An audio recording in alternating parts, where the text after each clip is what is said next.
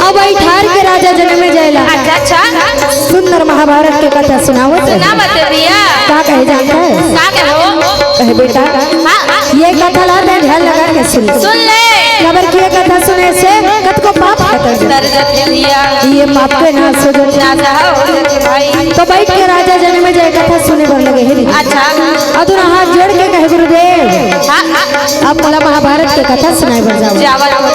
पर एक पहली मो निवेदन है कि महाभारत की कथा के पहली आप मला पांडव के वंश के नाम बता दे। बता देते गुरुदेव। मोर पूर्वज वंश के नाम लगी ना देते तो गुरु ऐसा पहननी एक एक कर पांडव के वंश के नाम बताने लगे दीदी। अच्छा राजा जन्मे जाए सुने बर लगत।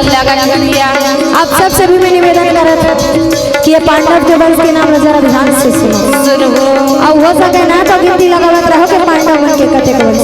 अच्छा कृष्ण के पुत्र मारीच के पुत्र सूरसभा के पुत्र स्वयंभू के पुत्र नक्षत्र के पुत्र बुद्ध के पुत्र नाहुस के पुत्र अनुपम के पुत्र सरजती के पुत्र प्रजामा के पुत्र भोज के पुत्र भरत के पुत्र माजवी के पुत्र ब्रह्मा के पुत्र विष्णु सुता के पुत्र सोमवंश के पुत्र शांतनु के पुत्र विचित्रवीर के पुत्र पांडु के पुत्र अर्जुन के पुत्र अभिमन्यु के पुत्र परीक्षित के पुत्र राजा जन्मे जाए।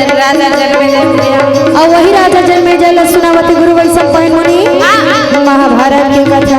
अच्छा जरा धने लगा